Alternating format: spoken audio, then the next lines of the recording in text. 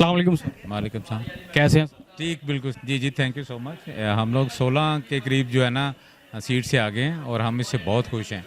और वो जो पैगाम खान साहब ने दिया था, और मेरे हिसाब से खान साहब ने तो 20-20 का पैगाम दिया हुआ है और 20 ही जीतेंगे इंशाल्लाह। ये 3-4 में जो भी ये होगी ये धांधली होगी जिसकी वजह से, वरना हमारा जो काम है और मेहनत है और जो खान साहब का बयानी है वो 20 सीट से ज़्यादा है। धांधली पिछली दफ़ा आरटीएस में धांधली क्या हुई है? आज लोग हमें कहते हैं ना कि हमें अगर मिला था पिछली दफ़ा आरटीएस का हमें फ़ायदा था। आरटीएस का फ़ायदा ख्वाजा आसिफ को हुआ था। आरटीएस का फ़ायदा राना सनाउल्लाह को हुआ है, हमें नहीं फ़ायदा हुआ उसका। तो आज भी अल्लाह करे कि वो आरटीएस ख़राब ना हो या बंद ना हो, इंशाल्लाह ताला। खास साहब की ये प्रेडिक्शन थी, हमारी सबकी ये प्रेडिक्शन है। सीरीज के साथ आएगी पीटीआई दोबारा? इंशाल्लाह। आपको क्या लगता है कि अगर पीटीआई इन हालात में आ गई तो वो जो सारा महंगाई बढ़ रही है वहाँ पर, वो इन सब चीज़ों को कंट्रोल कर सकेगी? देखिए, अगर पहले कंट्रोल कर लिया था खान साहब ने, 150 का पेट्रोल ही था ना, जबकि अब तो डॉलर जो बैरल है वो 97 का है। हमारा जब खान साहब ने छोड़ा तो 123 पे बैरल था, 149 पे रखा हुआ था, अब तो 97 पे है। अब तो इसको वैसे ही उस पर अगर 149 का था तो ये 130 का पेट्रोल हो जाएगा।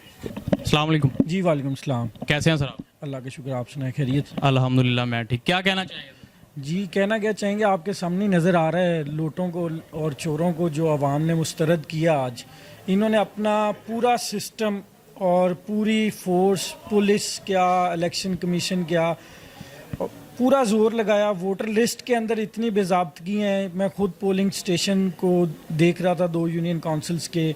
इवन के मेरे अपने घर के वोट के अंदर 4 ऐसे वोट आए जो हमारे घराने के वोट ही नहीं थे।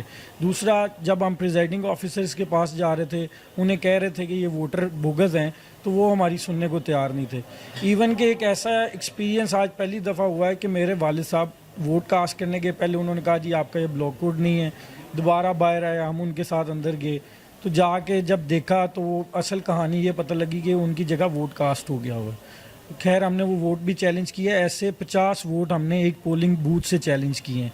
तो इलेक्शन कमीशन तो अपना पूरा जोर लगा रहा था। सिलसिला नंबर जो है, पुरानी वोटर लिस्ट पे ये इलेक्शन होना था जिस पे PP 158 का पहले इलेक्शन हो चुका हुआ है।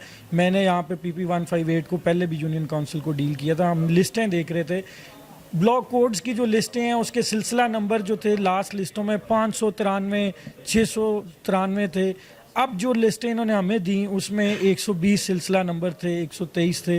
बाकी लोगों के 8300 पे मैसेज कर रहे थे, वहाँ से मैसेज आ रहा था कि उनका PP 158 में वोट है, लेकिन हमें जो लिस्टें इलेक्शन कमीशन प्रोवाइड कर रहा था उसके अंदर वो सिलसिला और घराना नंबर ही नहीं थे।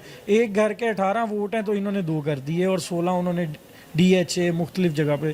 तो इन्होंने अपना पूरा जोर लगाया और अवाम ने खान साहब की कॉल पे लब्बैक किया। जैसे खान साहब ने हमें टास्क दिया था एक कि यूथ, हर पोलिंग बूथ पे 10 यूथ का नुमाइंदा मौजूद होगा। अल्लाह के हुक्म से सेंट्रल पंजाब की यूथ विंग ने लाहौर के तमाम हलकों में यूथ एम्प्लॉय की और पोलिंग एजेंट भी यूथ के नुमाइंदे बैठे और पोलिंग स्टेशंस पे भी यूथ ने खुद डील किया, लोगों को घरों से निकाला।